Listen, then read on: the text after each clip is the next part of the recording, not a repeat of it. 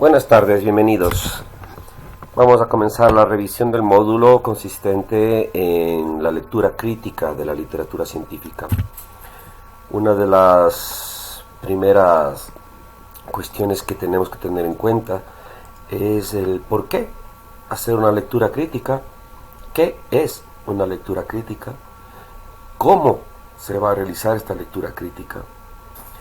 Cuando nosotros necesitamos información en ciencias de la salud, una de las cuestiones que generalmente podríamos realizar es la consulta de pasillo, o al profesor, al amigo, al colega.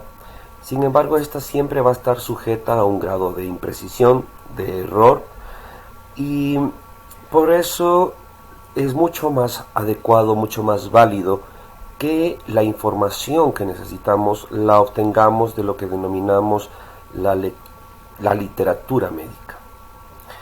Esta literatura médica tenemos la posibilidad de realizarla en libros. Los libros netamente son compiladores de información, son una primera fuente de consulta muy válida. Uno de los problemas principales que tienen es que se desactualizan periódicamente, y esto derivado del tiempo que tarda el proceso de escritura, edición, diagramación, publicación del libro. Y los puntos que generalmente más rápidamente se desactualizan son aquellos que tienen que ver con los procesos de tratamiento, con la terapéutica. Por otra parte tenemos nosotros las revistas. Las revistas biomédicas constituyen la fuente principal de nueva información científica. La ventaja que tienen es que el contenido obviamente va actualizándose regular progresivamente, abordando distintos tópicos con nuevos componentes que se han ido obteniendo a partir de distintas investigaciones. Su principal limitante va a ser, en cambio, la cantidad que tenemos de publicaciones actualmente. Y una tercera forma de obtener información a partir de la literatura biomédica es el empleo de los denominados boletines. Los boletines en terapéutica en salud, o en seguridad de medicamentos, o en cuestiones de actas sanitarias, salud pública, tienen como finalidad actualizar rápidamente al lector sobre un tópico en particular. Son documentos de muy poca extensión, 4 páginas aproximadamente, y la ventaja es que el contenido es rápidamente asimilable por el lector y fácilmente comprensible. Eso permite actualizar muy pronto sobre un tópico en particular. Y ese es el limitante. No tienen múltiples posibilidades de contenidos. Abordan generalmente 1 o 2 temas concretos, y su publicación suele ser mucho más espaciada que lo que puede ocurrir con las revistas. Cuando nosotros consideramos que los recursos actuales de tecnologías de información nos dan acceso en red a distintas publicaciones y literatura biomédica, nos sentimos bastante cómodos en el sentido de que podríamos tener acceso a esa información rápidamente. Y esto es verdad. La información sanitaria en línea es factible de identificarla, es factible de encontrarla. Y una tendencia suele ser el emplear muchas veces metabuscadores. Me parece que algún módulo ya se conversó al respecto de esto. Pero para utilizar un metabuscador necesitas tener una serie de preceptos para que la información que vas a obtener realmente pueda tener un mejor grado de certeza y de validez. Porque de lo contrario, cuando se utiliza a veces un solo término de búsqueda, en este ejemplo hipertensión, el sistema del metabuscador nos puede devolver 48 millones de títulos factibles, o incluso si utilizaras una frase de búsqueda podrías tener 32 millones. Y por esto es necesario justamente llegar a tener la posibilidad de realizar búsquedas en un metabuscador mucho más exactas, mucho más concretas. Pero uno de los problemas, justamente cuando no se tiene esa experticia, es que te topas con un montón de información biomédica. Otro de los problemas es que incluso utilizando revistas científicas, catálogos de revistas biomédicas, incluso bases de datos ya específicas de estudios primarios como Medline, TRIP Database, vas a tener que enfrentarte a un montón de artículos y a veces muchos sobre un mismo tema. Por lo tanto, uno de los aspectos es que la literatura médica actualmente es muy abundante. Y un problema es que más información, no significa que estés doblemente informado. Puede implicar simplemente que termines más desinformado. Y esta es una de las razones por las cuales es necesaria la lectura crítica, para poder identificar y diferenciar cuál información realmente es la que va a ser mucho más útil para tus actividades. A veces incluso nos ocurre esto, que entre buscando la información que necesitamos y leyéndola, puede pasar muchísimo tiempo y terminamos básicamente hechos unos esqueletos, ¿no? Sobre esto tenemos el problema de que no toda la información que vamos a encontrar potencialmente va a ser la más adecuada. Se nos dice que queremos la mejor información, que se consiga para las actividades académicas la mejor evidencia científica, que tenemos que basarnos en datos que realmente sean muy válidos. Y esto es por lo que vivimos la actual era de la medicina basada en la evidencia. Una propuesta filosófica, porque realmente es una forma de pensamiento que siempre ha existido. En realidad, los médicos siempre han estado realizando sus actividades en base a lo que denominaríamos la evidencia científica. Y esto estaba dado desde mucho antes de los años 90, con procesos que estaban enmarcados en la conocida como epidemiología clínica. Pero en el año 92, el grupo de Goyat y colaboradores publicaba justamente este artículo que se denominaba una nueva forma de enseñar la práctica médica, la medicina basada en evidencias. Y esta medicina basada en evidencias fue definida como la utilización correcta, juiciosa, de la mejor evidencia científica para tomar decisiones sobre el cuidado de pacientes individuales. O también el proceso de búsqueda sistemática, interpretación y uso de investigaciones contemporáneas como base para la toma de decisiones clínicas. En otras palabras, el empleo de la mejor evidencia derivada de investigaciones correctamente realizadas para poner esos hallazgos y conclusiones en el cuidado, en la atención de los pacientes durante la práctica médica habitual.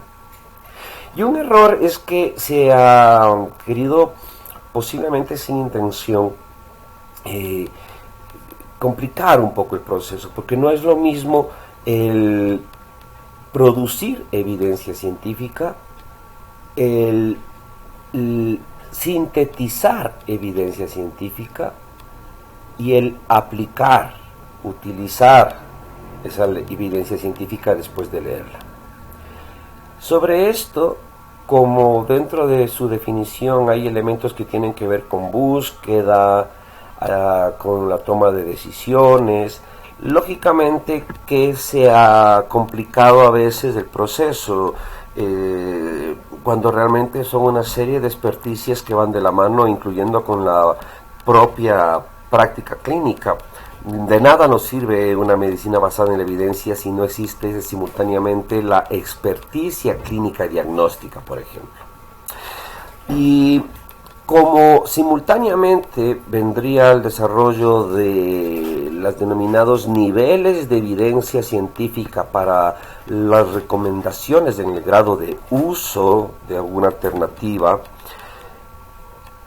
y estos niveles de evidencia jerárquicamente colocan a los estudios experimentales de tipo ensayo clínico, sus metaanálisis o revisiones sistemáticas como el punto más alto de evidencia científica. Muchas veces se ha pensado, se cree de que esto es la única evidencia que sirve, y esto es totalmente incorrecto. Esto es una concepción totalmente inadecuada, porque no para todo hay ensayos clínicos y no todas las preguntas se responden con estudios experimentales.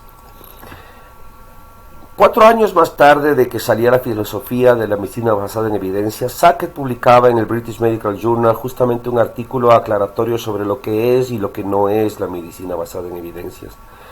Y entre las otras cosas que decía era justamente que la medicina basada en evidencias no se restringe exclusivamente a los ensayos clínicos o a los metaanálisis, porque en definitiva depende de la necesidad de tipo de información y de la forma en la cual esta puede ser obtenida. Por ejemplo, para tener idea de la utilidad de un test diagnóstico, no podemos esperar jamás un ensayo clínico ni un estudio de cohortes. Realmente tenemos que basarnos en la información procedente de estudios transversales con un diseño de evaluación de prueba diagnóstica, o de pronto quizás con algún otro tema para lo que es concordancia. Y si quisiéramos nosotros información sobre la frecuencia poblacional de una enfermedad, la evidencia científica va a venir en cambio de estudios transversales con diseño para prevalencia de un proceso. Pero innegablemente que toda esta información procede de lo que denominamos nuevas investigaciones, nuevos estudios, que suelen muchas veces también ser sintetizados o condensados en otros documentos.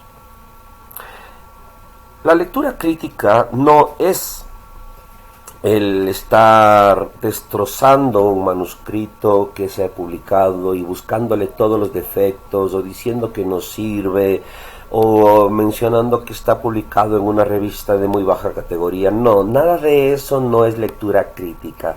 Todas esas consideraciones despectivas terminan simplemente siendo críticas, pero de lectura, nada. La lectura crítica tiene que entenderse que es un proceso. Es un proceso para revisar un manuscrito, para identificar la verdadera información útil que puede tener ese artículo y la información que es de valor. Porque algo de bueno debe tener. Sí hay excepciones en las cuales realmente nada sirve, pero en general tenemos que tratar de identificar exactamente qué es de utilidad, qué tanta validez contiene su información, y un poco de eso vamos a ir conversando en este módulo. La lectura crítica es una técnica, chicos, y eso significa que está basada en una forma también de pensar, de razonar y de evaluar un documento. Es examinar de una manera sistemática, en otras palabras, paso a paso. La evidencia científica, en otras palabras, los estudios que contienen información nueva o reciente, o incluso si quieren pasada. Y durante este procedimiento, estimar si la información que contienen es válida, es correcta científicamente, si los resultados pueden tener una coherencia científica, una lógica, y qué tan importantes son, para que en base a estos componentes podamos creer en las conclusiones derivadas de los resultados para ponerlas en uso durante la práctica habitual. Y la pregunta entonces va a ser, ¿dónde se encuentran los elementos que determinan la validez? ¿Qué elementos de los resultados realmente pueden terminar siendo aprovechables? ¿Cuál es la importancia de los hallazgos que se han obtenido?